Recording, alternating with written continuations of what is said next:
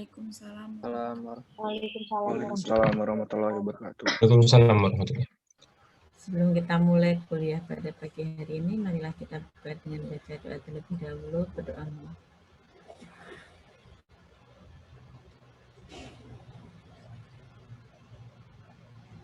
Cukup. Oke, sampai sini kita kemarin sampai ini ya.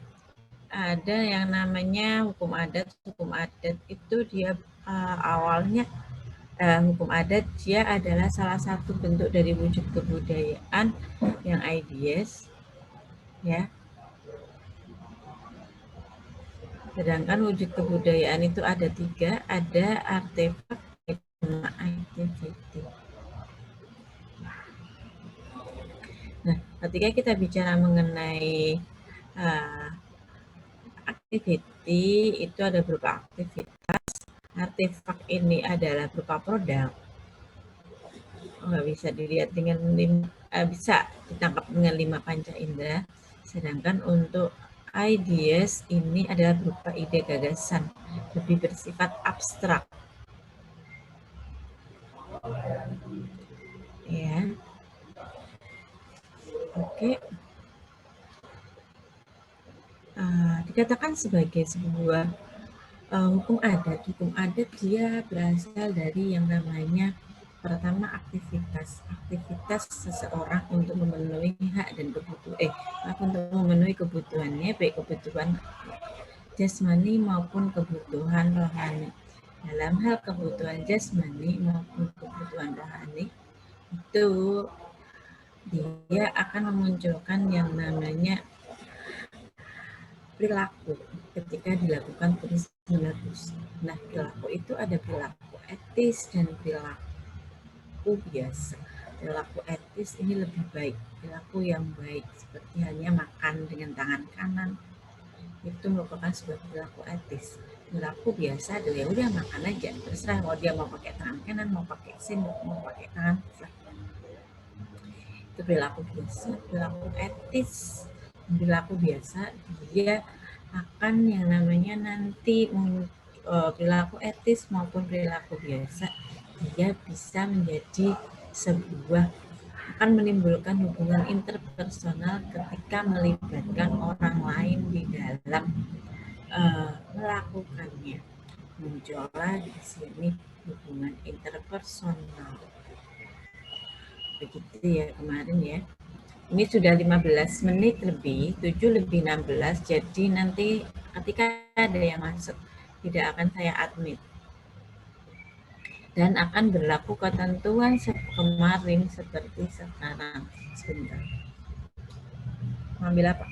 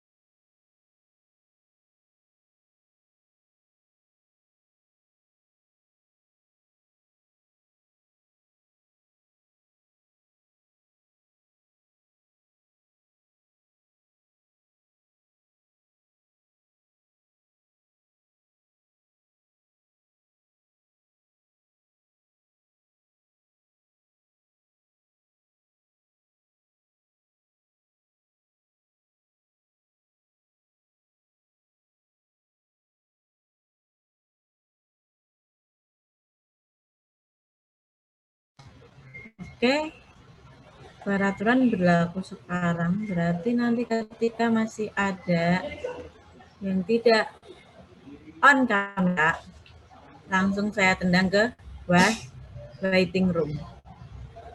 Begitu ya? Bisa diterima ya? Halo? Bisa, Bu. Bisa, Bu. Bisa. Oke, berarti saya langsung tendang ke waiting room ya?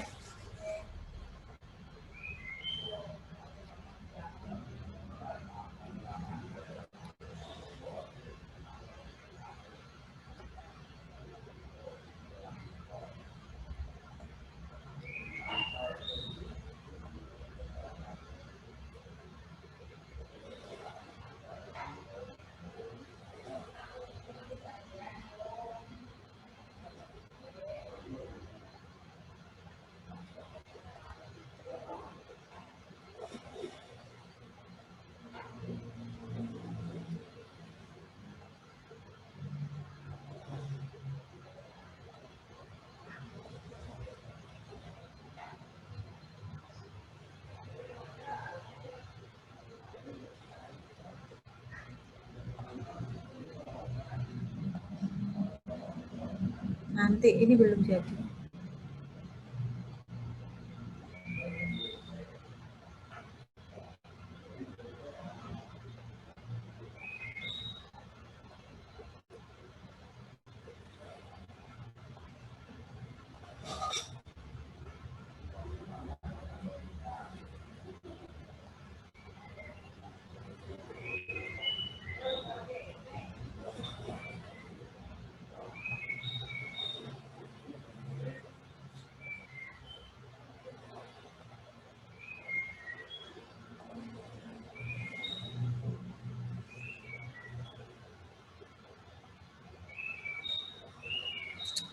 Oke, sampai sini ada pertanyaan? Tidak ada? Kita lanjut yang namanya perorangan atau cara atau use.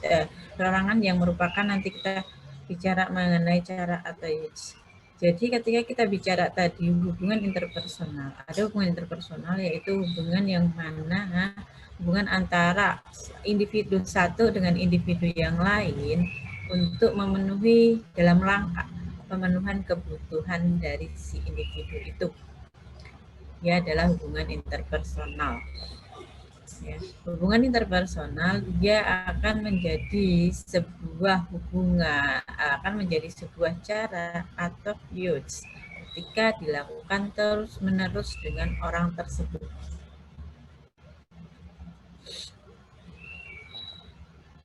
Nah, dikatakan sebuah hubungan interpersonal yang dinamakan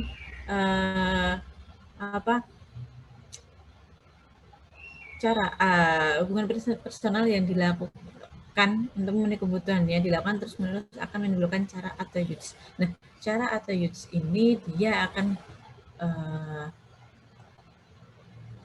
cara atau use yang dilakukan oleh orang ini ketika orang lain tidak menerimanya, ya, akan menimbulkan sebuah celaan. Ketika kita bicara use atau di sini sebagai cara. Jadi di sini dia sudah melibatkan penilaian. Kita bicara lagi kemarin ketika kita bicara mengenai hubungan interpersonal, dia akan menimbulkan sebuah penilaian. Jadi masuknya orang lain di dalam pemenuhan kebutuhan kita itu salah satunya berakibat pada penilaian terhadap apa yang kita lakukan. Nah, penilaian ini yang namanya akhirnya akan menimbulkan tadi reaksi berupa celaan ketika di situ cara yang kita lakukan itu tidak bagus, ya, tidak sesuai dengan yang ada di dalam masyarakat itu sendiri. Nah, cara atau use di sini dia akan melibatkan yang dilakukan secara terus-menerus, secara ajak, dia akan menjadi sebuah kebiasaan ketika apa? Ketika masyarakat dia menerimanya. Ketika masyarakat menerimanya, di sini akan menjadi sebuah kebiasaan. Bisa ya diterima sampai sini?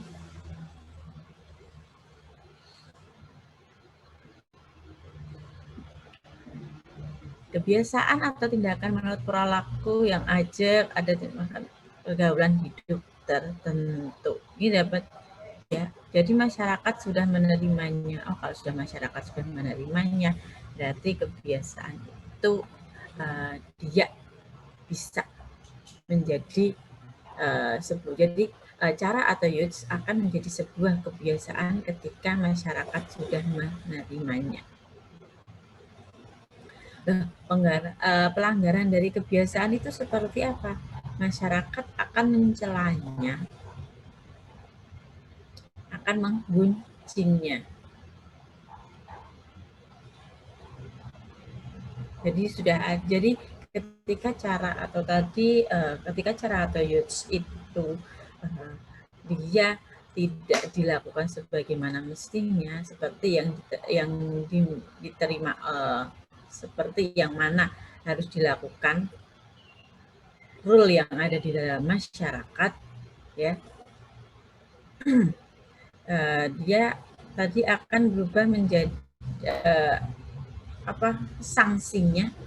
Sanksinya tadi apa ya? Kalau di sini kita bicara mengenai mengenai youth tadi, halo. Kalau kita bicara mengenai tadi apa? Celaan, Bu. Celaan. Celaan, hanya dicela saja. Kalau kamu seperti ini, kita aja. Nah, ketika kebiasaan di sini tidak dilakukan sebagaimana mestinya, secara yang sudah diterima oleh masyarakat, sudah sebagaimana mestinya ajak terus-menerus dilakukan, tetapi tidak dilakukan, dia akan menimbulkan sebuah guncingan. Ketika kita bicara mengenai tata kelakuan ini tingkatannya di atas dari yang namanya kebiasaan.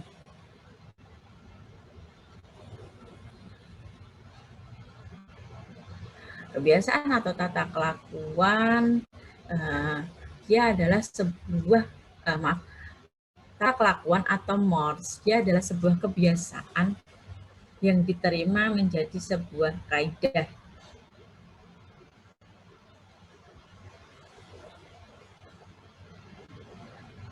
Kita harus sama orang tua harus sopan ya, begitu ya. Itu dulu awalnya dari sebuah kebiasaan saja. Kita contohkan di sini mores atau tata kelakuan adalah itu. Ketika kita contohnya adalah harus sopan pada orang tua, orang yang lebih tua itu harus sopan.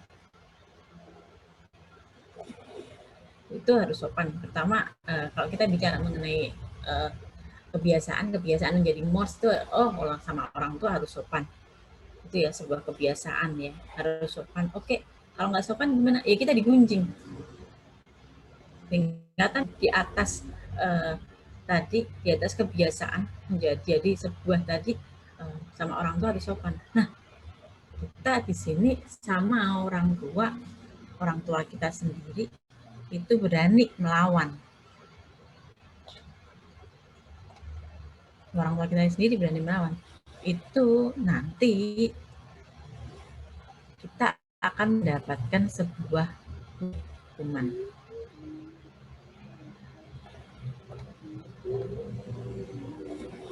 Jadi kita bicara tadi, sama orang tua harus baik, ya, sama orang yang lebih baik harus sopan. Itu adalah sebuah kebiasaan.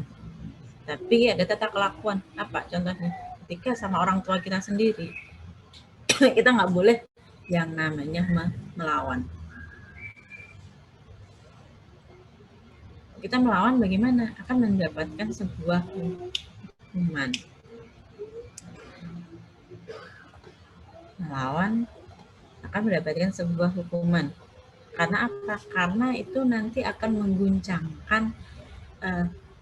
mengguncangkan tata sosial yang ada di dalam masyarakat. Jadi masyarakat akan terguncang. Kehidupan sosial dalam masyarakat akan terguncang.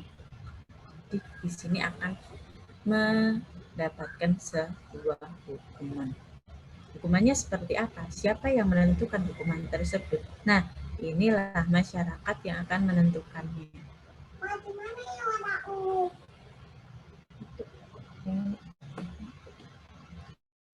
Masyarakat yang akan menentukannya. Karena tadi di sini masyarakat sudah ikut andil di dalamnya.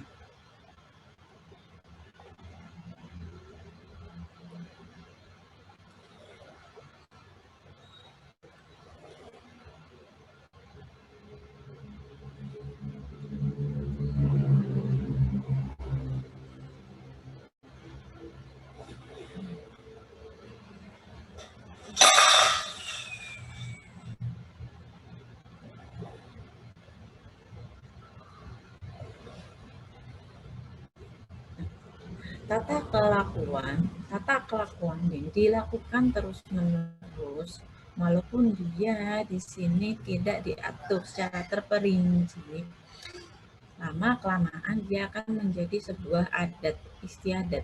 Kenapa dikatakan seperti ini? Lama-kelamaan akan menjadi sebuah adat istiadat karena di sini hal itu terus-menerus dilakukan. Akhirnya di sini karena hal itu terus-menerus dilakukan, makanya ada daya mengikat. Jadi ada kesadaran dari dalam masyarakat, dari dalam diri jiwa seseorang bahwa hal itu harus dilakukan. Ya, ada harus dilakukan karena ada kesadaran dalam diri jiwa masyarakat bahwa hal tersebut harus dilakukan.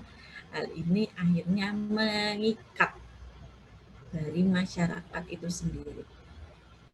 Jadi di sini tadi yang namanya hukum adat itu awalnya dia hanya satu. Jadi kegiatan-kegiatan berubah menjadi hubungan interpersonal, ada cara, kebiasaan, menjadi tata kelakuan. Akhirnya karena hal itu terus dilakukan, terus menerus, ajak dilakukan, ada kesadaran dalam diri masyarakat bahwa oh ini harus dilakukan. Ketika hal tersebut tidak dilakukan, bagaimana? Ketika hal tersebut tidak dilakukan, ada sesuatu yang hilang. Nah, inilah yang mengakibatkan ada rasa terikatan. Akhirnya ada fiksi hukum yang menyatakan denormative captivactism. Sesuatu yang dilakukan berulang-ulang akan menjadi sebuah norma. Denormative captivactism. Gitu ya. Denormative captivactism. Normative captivactism, sesuatu yang dilakukan berulang-ulang akan menimbulkan sebuah norma, akan menimbulkan atau mempunyai kekuatan normatif.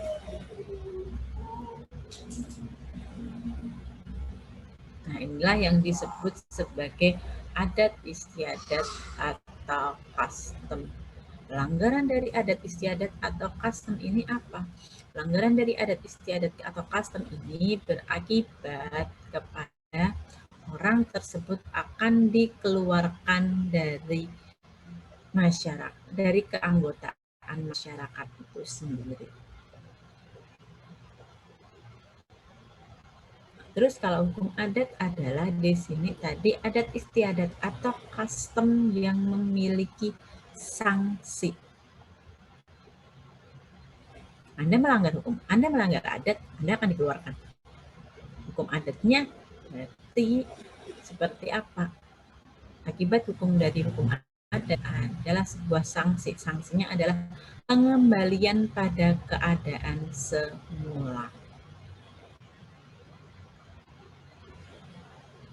Adat istiadat di sini mengatakan bahwa tidak boleh antara seorang pria dan seorang wanita yang tidak memiliki hubungan darah ataupun hubungan perkawinan tinggal satu atap. Tetapi di sini hal itu dilakukan. Akhirnya apa? Ya dikeluarkan dari keanggotaan masyarakat. Pengembalian pada keadaan semulanya seperti apa?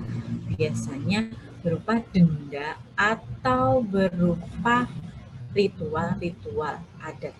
Siapa yang menentukan hal tersebut? Lembaga sosial yang ada di dalam masyarakat tersebut.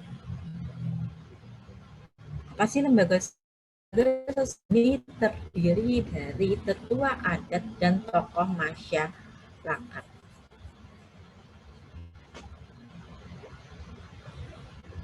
Hal ini akan terus-menerus dilakukan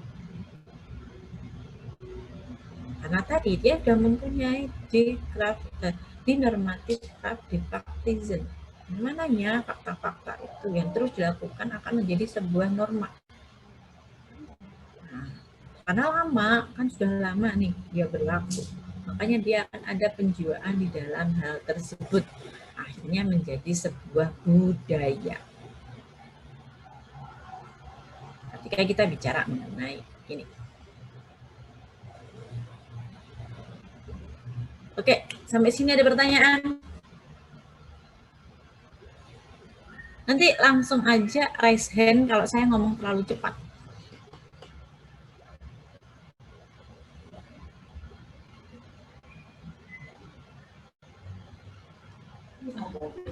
Oke, sampai sini ada pertanyaan? Nggak ada, kita lanjut kepada tadi adat. Adat istiadat atau custom. Kekuatan normatif diperoleh dari keyakinan atau keadaan masyarakat bahwa hal itu patut dilakukan, yang mana berawal dari perilaku yang dianggap baik, diikuti dan diulang oleh banyak orang, kemudian orang lain akan merasa terikat melakukannya. Saya bilang tadi, the normative practice, perilaku yang diulang tersebut mempunyai kekuatan normatif, mempunyai kekuatan mengikat. Ya, makanya dikatakan sebagai adat istiadat custom, karena tadi ada normatif practice.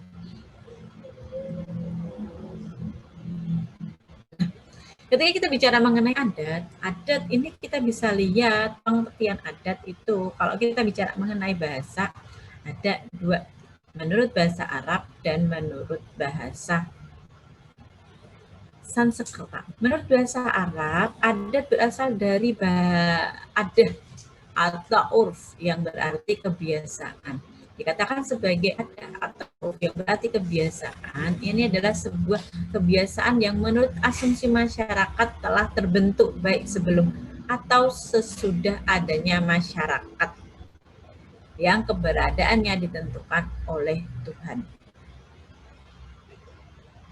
Sedangkan dari bahasa Sanskerta, adat itu berasal dari dua kata a dan dato. A adalah bukan dan dato adalah kebendaan. Jadi di sini adat itu adalah sebuah tidak berwujud, bukan sebuah benda. Bersifat material yang menyangkut atau berkaitan dengan hal-hal yang bersifat kepercayaan. Ketika kita bicara mengenai A dan dato. A adalah bukan dan dato kebendaan. Berarti bukan kebendaan. Kalau bukan kebendaan berarti di sini dia tidak bisa dilihat abstrak. Terus apa sih dia adat itu? Berarti ini adalah mempunyai sifat imaterial,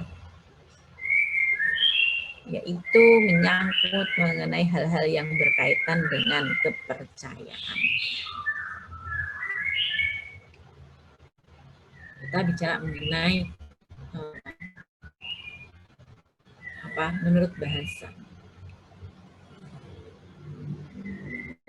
Ketika kita bicara mengenai hukum adat, hukum di sini adalah sebuah peraturan.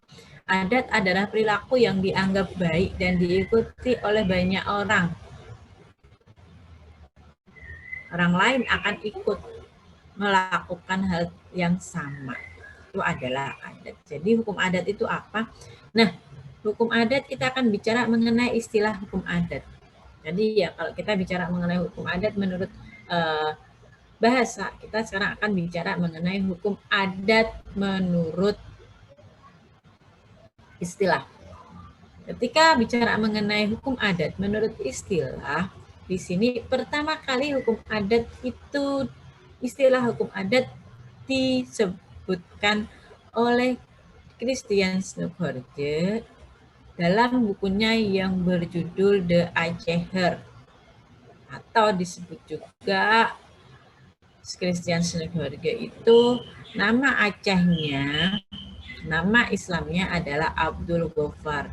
Jadi Christian Snuggerud ini adalah orang Belanda yang mempelajari mengenai orang Aceh. Kenapa hal itu dilakukan? Kita kembali kepada namanya dulu perang Imam Bonjol ya. Kalian masih ingat ya sejarah? Jadi di situ ada Imam Bonjol. Imam Bonjol itu dia melakukan perlawanan saat itu kepada pemerintah Hindia Belanda. Sangat kesulitan pemerintah Hindia Belanda, kesulitan untuk mengatasi perang Imam Bonjol ini. Karena kesulitan, dia sampai mengutus orang Belanda, peneliti Belanda, Christian Sindorga ini untuk meneliti apa sih rahasia yang dimiliki oleh orang-orang Aceh. Kenapa bisa bertahan sampai lama? Padahal mereka itu senjatanya bukan senjata modern. Nah, makanya ini Christian Sindorga sampai dia mau untuk untuk pindah agama menjadi agama Islam, menjadi seorang mu'alaf. Nah ini ingin meneliti. Jadi penelitian oleh orang-orang Barat itu sangat total. Itu kenapa? Itu dimulai dari dulu. Jadi dia sampai meninggalkan kepercayaannya untuk masuk kepercayaan Islam untuk meneliti orang-orang Aceh. Nah, di dalam buku The Aceher ini si Abdul Ghaffar atau Christian Sindorga ini dia membedakan antara adat yang berupa kebiasaan dan pendirian dengan adat yang memiliki sanksi. Wow, ini dia bedakan. Dia menemukan jadi salah satu hasil dari penelitiannya ya ini. Oh, ada yang namanya di sini adat yang mempunyai sanksi dan hanya adat yang berupa kebiasaan atau pendirian saja. Makanya di situ adat yang mempunyai sanksi dia namakan adat rah. Istilah adat rah ini juga diikuti oleh Van Vollenhoven dalam beberapa tulisannya. Ada tulisannya pada head adat rah Panedran ini. Ada pada tulisannya an adat books for head hell ini. Ada the untaking van head adat rah.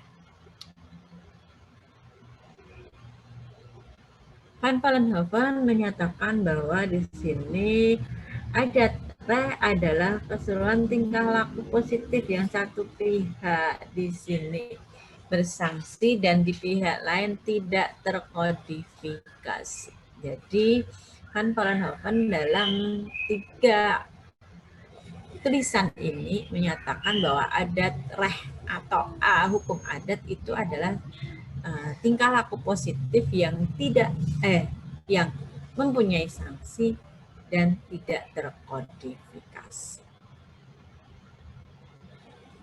Tadi ya, ini adalah pengembangan dari adat rah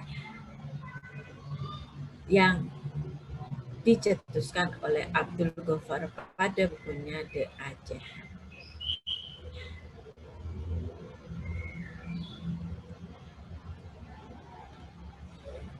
Sampai sini ada pertanyaan?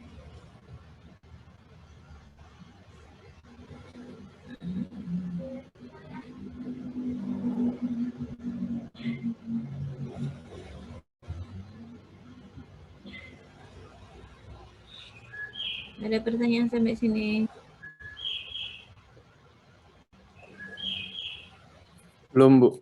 Oke, kalau belum kita lanjutkan. Ketika kita bicara mengenai pengertian hukum adat, di sini ada pada Terhar. Tadi kalau di dalam kalau Van Vollenhoven menyatakan hukum adat di sini adalah hukum yang mana dia memiliki hukum adat adalah kebiasaan yang mana dia memiliki sanksi dan tidak terkodifikasi. Tapi kalau menurut Terhar, hukum adat adalah keseluruhan aturan yang menjelma dari keputusan-keputusan para fungsionaris hukum yang mempunyai kewibawaan serta mempunyai pengaruh yang ada dalam pelaksanaan berlakunya serta merta ditaati dengan sepenuh hati. Jadi menurut Terhar dikatakan sebagai hukum adat ketika dia adalah hasil keputusan para fungsionaris hukum.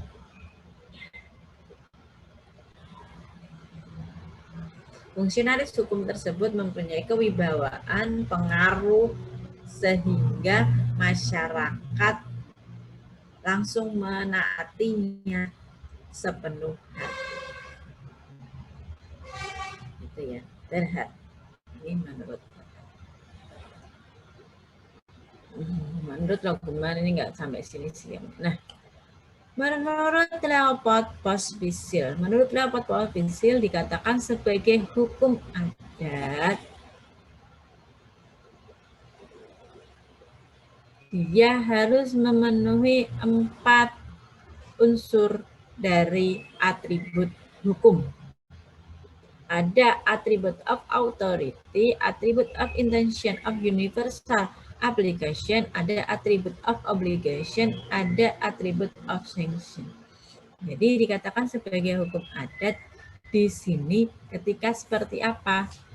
Ketika tadi memenuhi 4 unsur atribut hukum.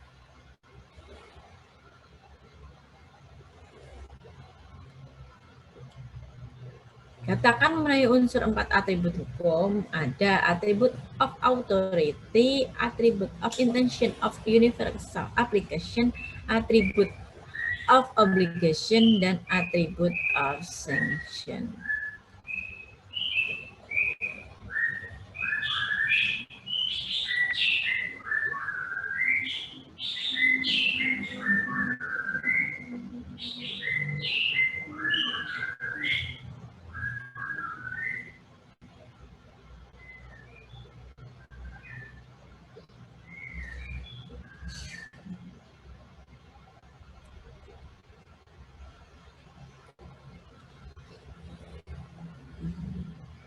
Disebut sebagai atribut of authority adalah hukum sebagai aktivitas kebudayaan adalah keputusan-keputusan yang diambil melalui suatu mekanisme yang diberikan oleh penguasa dan pengaruh dalam masyarakat. Jadi dikatakan sebagai sebuah hukum adat ketika dia dihasilkan dari keputusan-keputusan yang diambil melalui sebuah mekanisme yang diberikan kekuasaan dan pengaruh. Jadi di sini ada yang namanya tadi mekanisme-mekanisme. Itu hasil dari sebuah keputusan. Putusan tersebut ada mekanismenya. Pengambilan keputusan itu ada mekanismenya, ada tahapan-tahapannya, ada aturan-aturannya.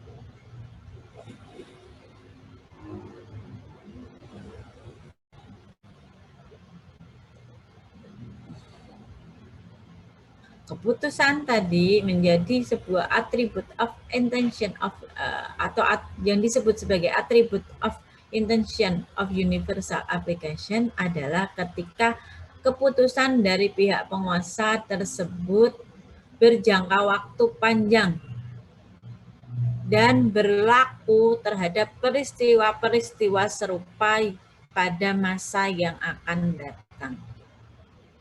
Berarti di sini ya berlaku pada jangka panjang dan pada peristiwa-peristiwa yang akan datang.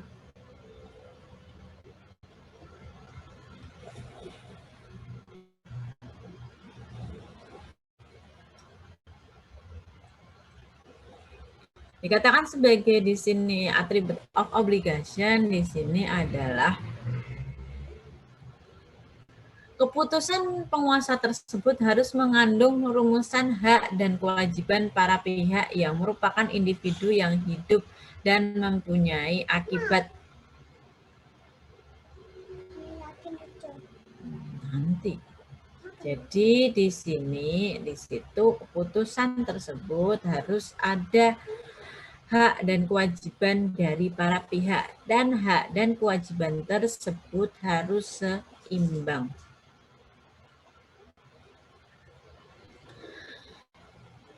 Atribut of sanction adalah ketika di sini tadi keputusan tersebut mengandung sanksi bagi pihak yang tidak melakukan hal tersebut. Sampai sini ada pertanyaan?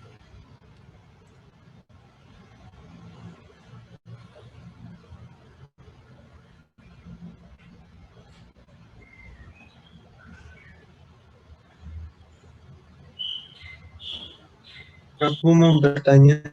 Iya, silakan. Yang attribute of authority itu yang serangan terhadap diri individu itu maksudnya gimana? Yang attribute of authority, oh itu bawahnya itu ya. Yang serangan terhadap diri individu.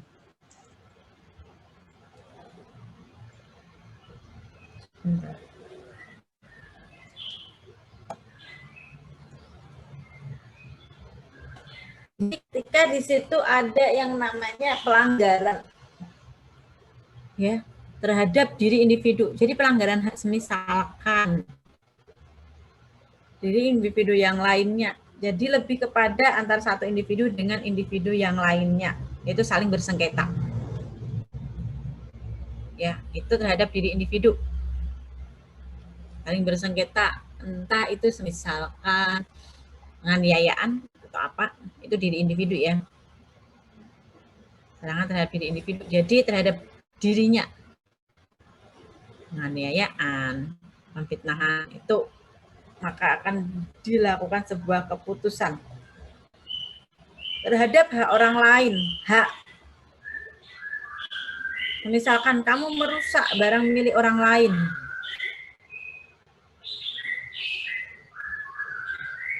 serangan terhadap pihak yang berkuasa.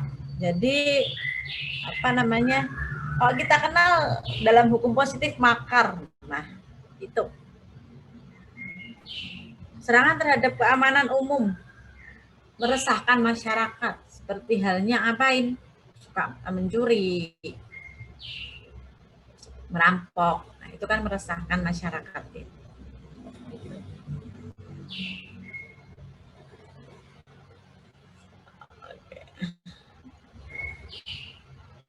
Sampai sini ada lagi pertanyaan? Ketika kita bicara dapat posisi. Jadi dari ketiga pengertian tadi, ada menurut Van Vollenhoven, Teilhard, dan Leopold-Pospisil. Kalau menurut Van Vollenhoven tadi dikatakan sebagai teori putusan. Kenapa disebut teori putusan? Van Vollenhoven disebut sebagai teori sanksi. Kenapa disebut teori sanksi? Karena dia mengemukakan bahwa hukum adat adalah sebuah kebiasaan yang bersanksi dan tidak terkodifikasi. Kalau menurut Teilhard tadi dikatakan hukum adat karena dia berasal dari keputusan para fungsionaris berwibawa dan berkuasa, sehingga orang serta-merta akan melaksanakannya, mengikutinya. Itu disebut sebagai teori putusan. Kalau di sini kita bicara pada Leopold-Pospisil ini, katakan sebagai hukum adat ketika dia memenuhi 4 atribut hukum. Ini disebut sebagai teori atribut hukum atau atribut of law. Biasanya keluar pada saat ujian. Sampai sini ada pertanyaan lagi?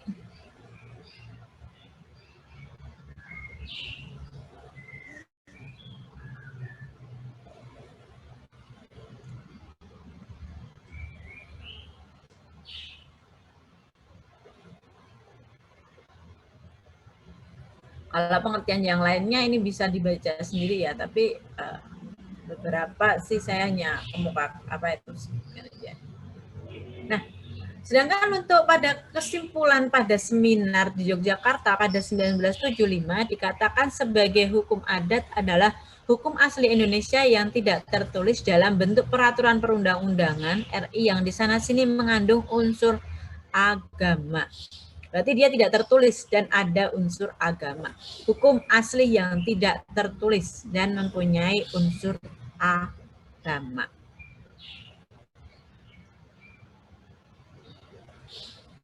Hukum yang tidak tertulis dalam bentuk perundang-undangan tersebut dalam hukum-hukum yang berlaku dalam penyelenggaraan ketatanegaraan atau pemerintah yang berlaku dalam kehidupan masyarakat baik tradisional maupun modern, baik yang merupakan hukum kebiasaan maupun hukum agama. Jadi di sini dikemukakan bahwa hukum adat tidak tertulis itu bisa yang hukum yang berlaku di dalam peraturan perundang-undangan dalam penyelenggaraan pemerintahan maupun kehidupan masyarakat. Contohnya dalam hal penyelenggaraan pemerintahan adalah pada tanggal 16 Agustus mesti ada pidato. Pidatonya ngapain Presiden? Pidato yang mana dia mengevaluasi kinerja selama 1 tahun itu. Itu nggak ada kok peraturannya harus pidato kayak gitu, tapi dia akan menjadi sebuah kebiasaan, dilangsungkan terus-menerus. Dalam masyarakat seperti apa sebuah kebiasaan di sini? Dalam masyarakat akan menjadi sebuah, contohnya adalah masyarakat itu sebuah kebiasaan dalam masyarakat yang tidak ada dalam peraturan perundang-undangan. Contohnya adalah di sini ketika ada seseorang yang membatalkan peminangan. Peminangan itu lamaran ya. Dalam peraturan perundang-undangan nggak ada kok yang namanya kalau batalan lamaran itu ada apa, itu harus mengembalikan lamarannya atau seperti enggak ada. Pembatalan pelamaran atau peminangan dalam peraturan perundang-undangan nggak ada. Kalau nggak ada gimana? Ya kembali lagi ke dalam hukum masyarakatnya seperti apa. Karena dalam hal ini hakim tidak boleh menolak namanya perkara. Nah kalau nggak ada dalam peraturan perundang-undangan gimana? Ya dicari di dalam peraturan yang ada dalam masyarakat. Tadi ya kalau perbedaannya saya sudah tak kasihkan.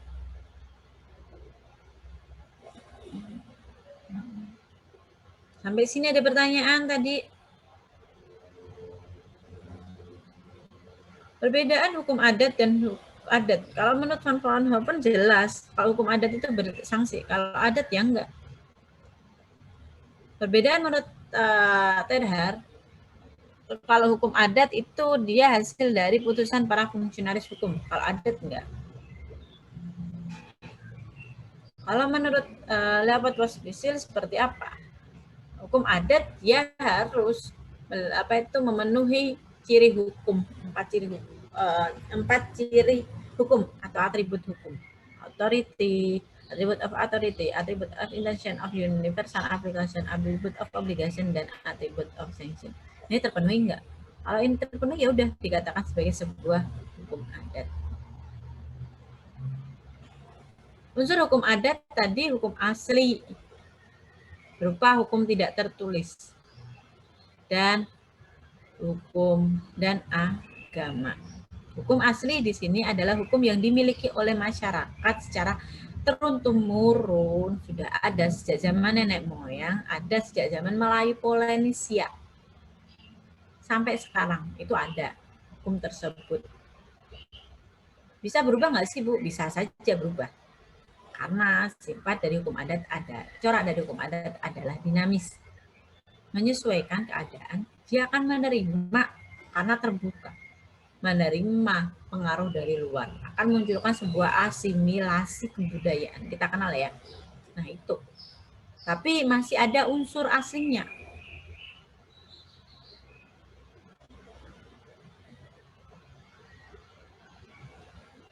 Hukum agama selain tadi hukum asli yang dimiliki secara turun-temurun dari zaman nenek moyang, di zaman Melayu Polynesia sampai dengan sekarang, ada unsur agama.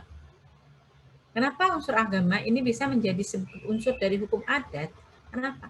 Karena ada namanya inherent beliefs, bahwa di sini ketika kita sudah menganut sebuah kepercayaan, kita akan melakukan aturan yang ada di dalam kepercayaan tersebut.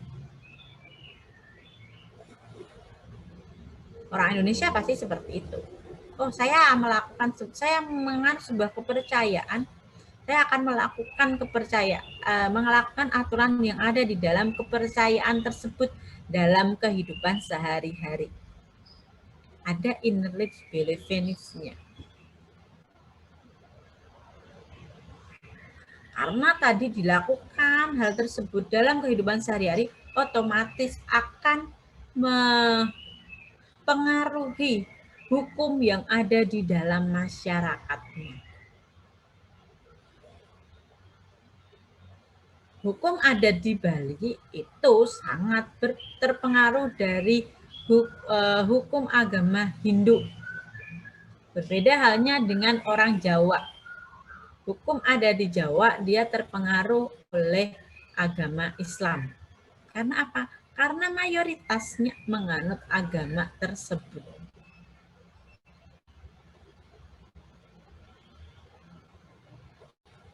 Tetapi di sini sepenuhnya enggak sepenuhnya, tetap ada unsur hukum aslinya.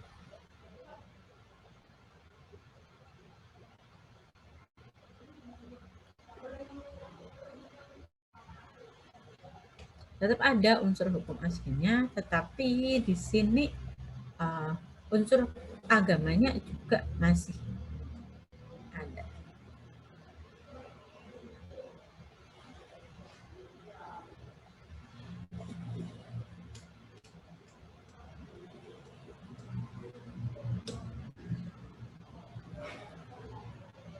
Sampai sini ada pertanyaan?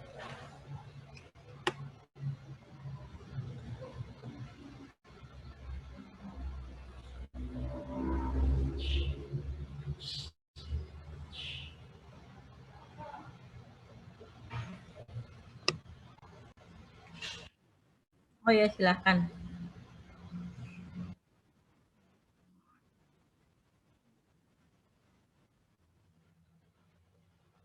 Maksudnya? Kenapa?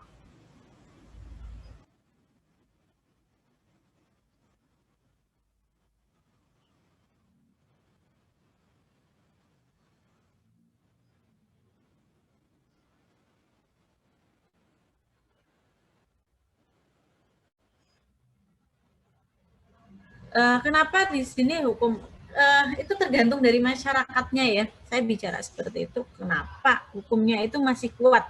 Itu tergantung dari masyarakatnya. Tidak serta saya sebagai orang Jawa ya, tidak serta merta kok hukum adat hukum Jawa di Jawa itu masih kuat. Itu hanya di daerah-daerah tertentu. Kalau di daerah kota dia sudah agak memudar. Tetapi kalau di daerah desa di tempat saya tinggal ini masih kuat. Jadi di situ belum ada 1 tahun sih. Itu ada pendatang yang mana dia membuat rumah di sini. Oke, buat rumah di sini, boleh belajar ya. Di daerah sini buat rumah, oke. Dia belum beristri. Orang-orang tahu. Tapi di sini dia ternyata nginep di rumah tersebut sama perempuan lain. Jelas dong bukan istrinya, jelas dong bukan adiknya, dia nggak punya adik, nggak punya kakak. Ya udah, diusir dari rumah tersebut. Walaupun itu rumahnya. Nggak balik-balik sampai sekarang. Itu tergantung masyarakatnya. Tapi kalau kamu di kota, katakanlah di mana ya, di Semarang lah, di Jogja lah, itu mereka pada tinggal serumah nggak apa-apa Bu. Ya memang seperti itu. Ada beberapa tempat Mas boleh. Tergantung dari masyarakatnya tadi saya bilang. Kuat tidaknya hukum adat itu tergantung dari masyarakatnya. Kalau masyarakat masih mau menerapkan hal tersebut ya masih kuat. Tapi kalau enggak ya enggak. Misalkan tadi kalau di Jogja itu yang namanya apa? Lewat depan orang tua itu harus ada unggah-ungguhnya, sopannya. Permisi di sini mau lewat di sini gitu ya, lewat di sini permisi, Nyuwun sewu. Nah, kalau kamu masih di daerah dalam Beteng itu masih berlaku, tapi kalau kamu di daerah Condong Catur nggak berlaku lagi hal tersebut. Jadi tergantung tadi masyarakat seperti apa. Kamu berada di Bali, adatnya masih kental, masyarakat masih menghidupkannya. Di Denpasar, Bu, iya, masyarakat masih menghidupkannya. Di Jakarta, masyarakat udah Betawi, orang Betawi masih ada di Jakarta. Jarang kan kita temui. Makanya hukumnya agak susah kita temui hukum adatnya. Itu seperti itu. Ada lagi pertanyaan? Terus saya izin bertanya. Oke. Silakan. Ini tuh eh, yang dimaksud sama unsur-unsur hukum adat tuh berarti yang harus ada dalam hukum adat itu kan atau gimana? Gimana? Yang unsur-unsur hukum adat itu berarti eh, apa ya? Sesuatu yang harus ada dalam hukum adat itu sehingga disebut hukum adat kan, Bu?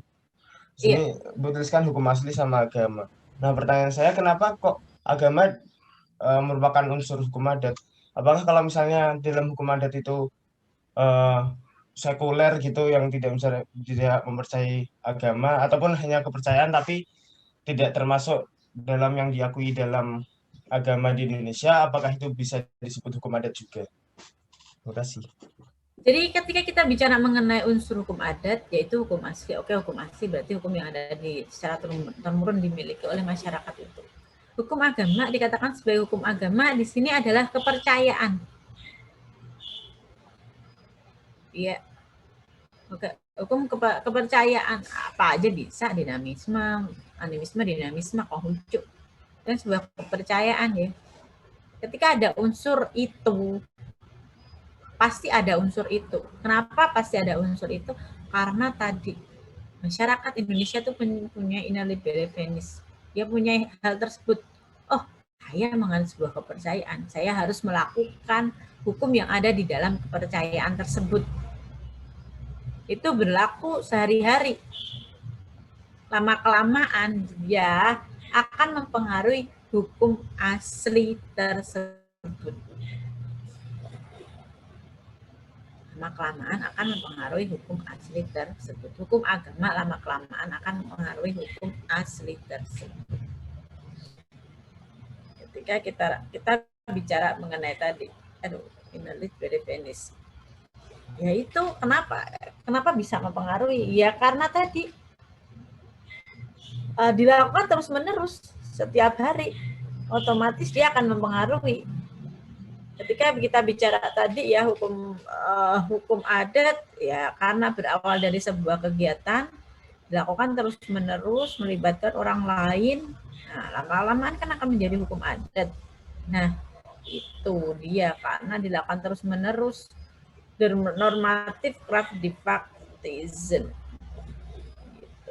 Akan terus-menerus lama-kelamaan dia akan memenuhi hukum, akan menimbulkan bahwa kewajiban bahwa hal tersebut harus dilakukan.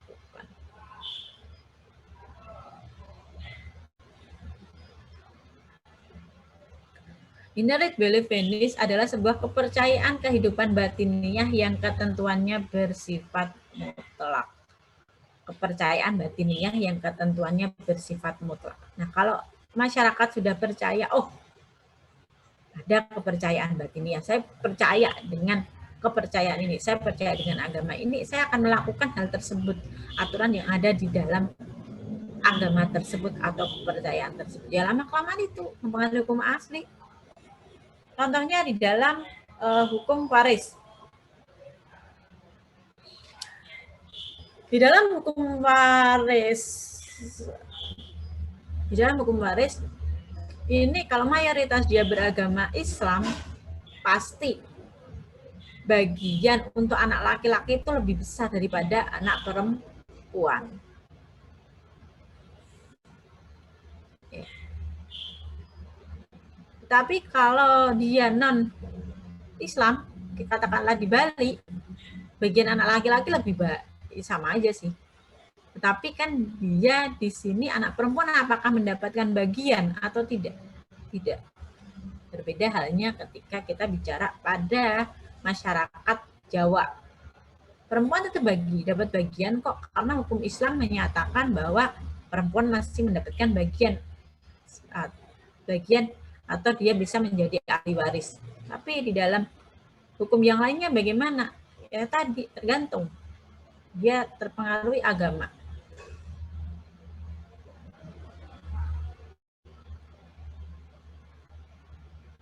Oke, sampai sini ada pertanyaan? Mau bertanya, Bu. Oke. Itu berarti agama kan kepercayaan, begitu pula dengan animisme dan dinamisme, itu ya, Bu? Iya. Kalau kepercayaan sekarang kan kita masuk, kepercayaan masuk sebagai sebuah agama ya.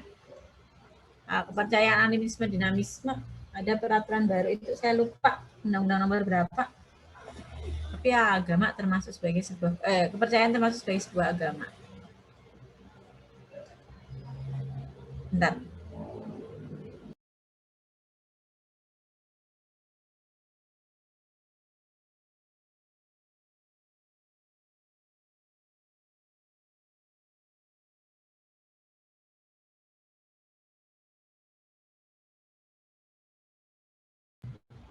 Oke, sampai sini ada pertanyaan. Silakan kalau mau bertanya.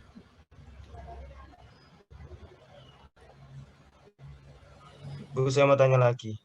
Oke, silakan. Kalau misalnya kita ambil contoh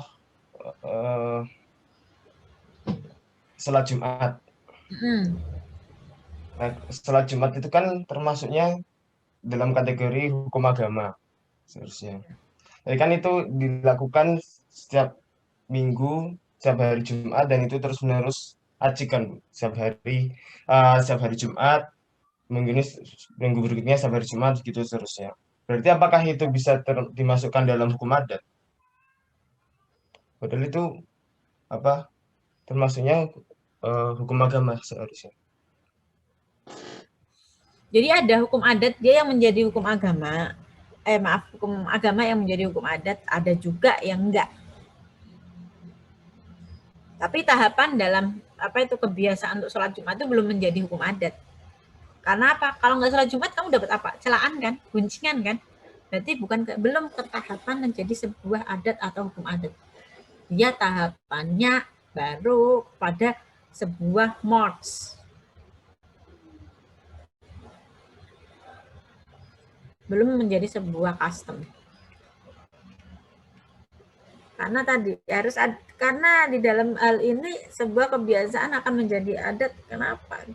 Adat tergantung. Ya mempunyai tahapan-tahapannya. Ya masuk situ atau belum? Akan menjadi sebuah adat tadi ketika akan menjadi custom atau adat dan hukum adat ketika di situ pelanggaran terhadap hal tersebut itu mempengaruhi masyarakat. Kalau nggak mempengaruhi masyarakat, enggak kok.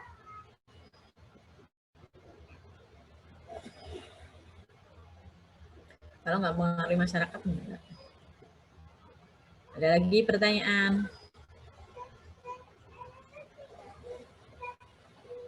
Ada lagi pertanyaan? Kalau enggak, saya lanjut. Corak hukum adat. Corak hukum adat ada 8. Ada tradisional, ada keagamaan, religio magis, ada kebersamaan atau komunal, ada konkret dan visual, ada terbuka dan sederhana, dapat berubah menyesuaikan keadaan, dinamis ya saya bilang tadi, tidak terkodifikasi, dan musyawarah mufakat. Tradisional. Dikatakan corak hukum adat adalah tradisional, di sini adalah dia hukum yang ada diturunkan secara turun-temurun dari zaman nenek moyang. Keagamaan atau religio magis di sini hukum adat itu dia pasti mengandung unsur keagamaan atau religio magisnya. Kalau kita mau melakukan itu, ada enggak ini mempengaruhi keadaan sekitar atau enggak?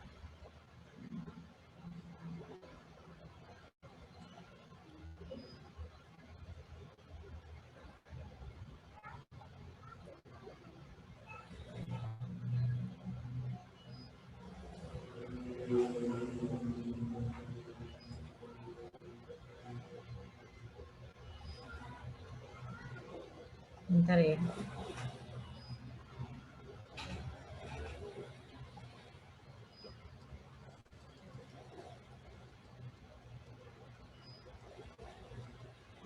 Religio magis, kaidah hukum selalu berhubungan dengan yang gaib dan berdasarkan atau keadaan. Jadi dikatakan sebagai religium magis, di sini semua hal-hal yang dilakukan dalam masyarakat tersebut pasti dihubungkan dengan sesuatu yang gaib dan atau berdasarkan ketuhanan yang Maha Esa.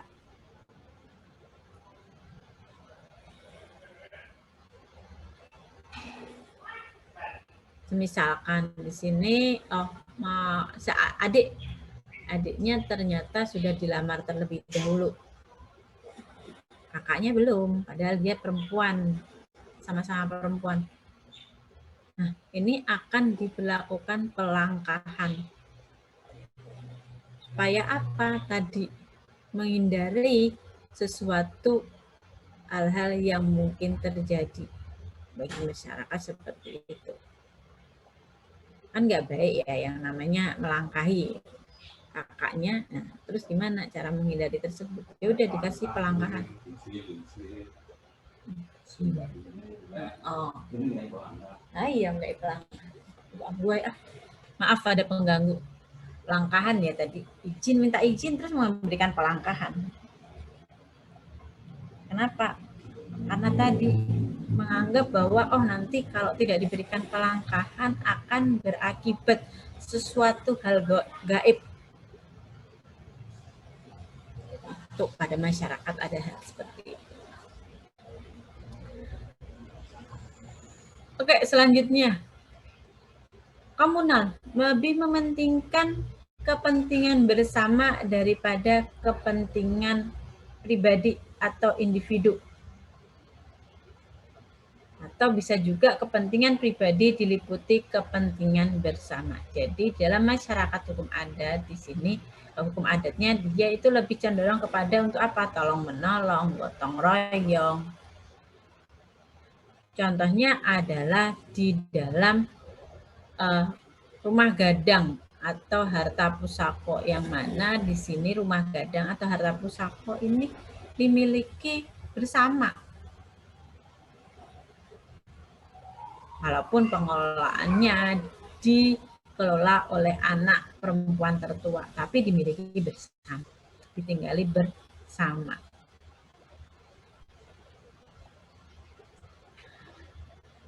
Terus ada juga seloka di dalam, ada juga seloka di dalam hukum di dalam orang Jawa. Dikatakan bahwa dudu sanak dudu kadang nenyen mati melu kelangan. Yang mana di sini ketika jadi di orang Jawa itu ada kebiasaan. Nah, kalau tetangga desa lah di tempat saya lah, tetangga desa itu meninggal, ya saya ya ikut rakyat takziah walaupun saya nggak kenal. Nah tadi udah hukumnya seperti itu, jadi saya ngikutin. Itu sana tuh dan ingin mati melu kelangan. Contohnya seperti itu. Bersamaan atau komunal ya tadi ya. Konkret dan visual. Konkret adalah jelas dan nyata berwujud, visual dapat terlihat, tampak, terbuka, tidak tersembunyi. Contohnya di sini tadi ada peminangan. Peminangan dilakukan konkret dan visual. Oke, dilakukan peminangan, ada acaranya. Terus biar terlihat gimana? Tadi ada kita berikan paningset. Contohnya apa? Cincin. Paningsetnya bisa cincin, bisa gelang. Nah, itu. Ya, itu adalah contohnya. Konkret dan visual. Contohnya di dalam jual beli di dalam hukum adat harus ada namanya tadi. Sudah ada kesepakatan. Berarti ada namanya uang DP. Panjer. Nah, itu. Terbuka dan sederhana. Terbuka berarti menerima unsur dari luar yang tidak bertentangan dengan hukum adat itu sendiri. Makanya tadi unsur agama masuk. Ketika sesuai dengan hukum adat, ya udah masuk aja. Nggak akan ditolak kok. Tapi harus sesuai. Penyesuaian itu dilakukan di mana? Dalam masyarakat. Masyarakat percaya sesuai, ya udah diterima. Sederhana, tidak ribet. Tidak rumit, tetapi bersahaja.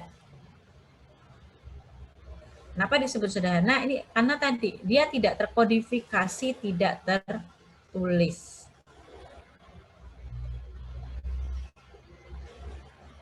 Ya. Terbuka ini menyebabkan adanya asimilasi kebudayaan sederhana tadi, tidak tertulis dan tidak terkodifikasi. Ya sudah, sederhana, tapi dia tetap bersahaja. Dapat berubah menyesuaikan keadaan, dinamis. Dapat berubah menyesuaikan keadaan, waktu, dan tempat.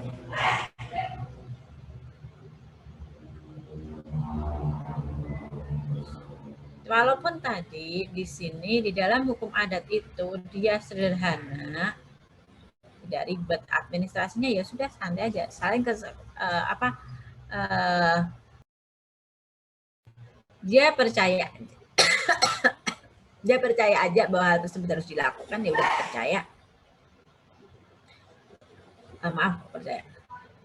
Jadinya sederhana tadi, dia sudah percaya, tidak tertulis, percaya saja, membuat perjanjian percaya.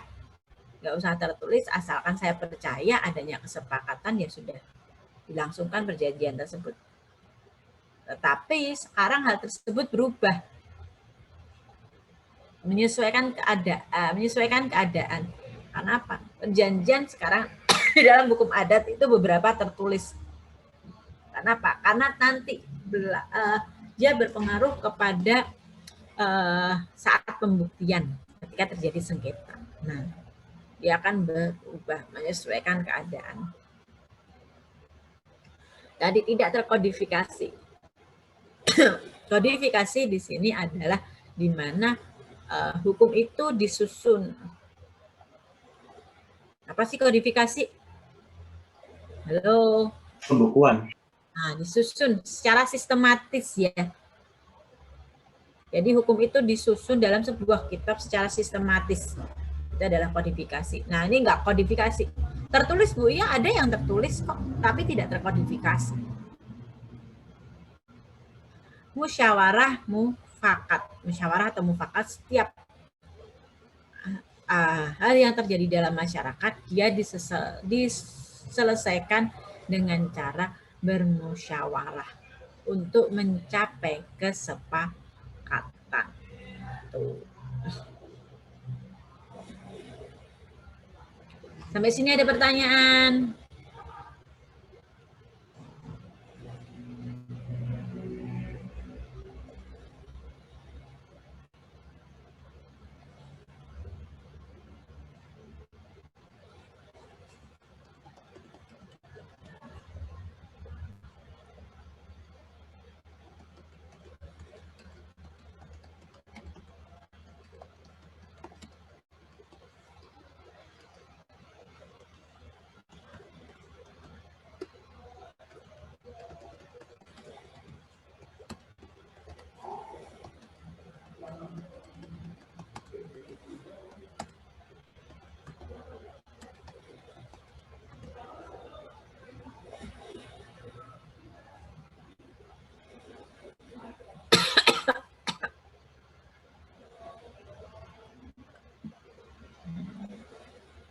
Gue mau bertanya.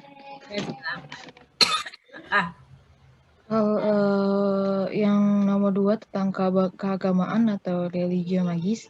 Nah, terkadang masyarakat walaupun sudah memiliki agama, tapi masih percaya dengan istilah kata pamali. Terkadang kayak pamali itu bisa jangan berbuat sesuatu, maka akan terjadi suatu balasan yang biasa kita sebutnya itu karma. Padahal kita sudah memiliki agama masing-masing, dan di agama itu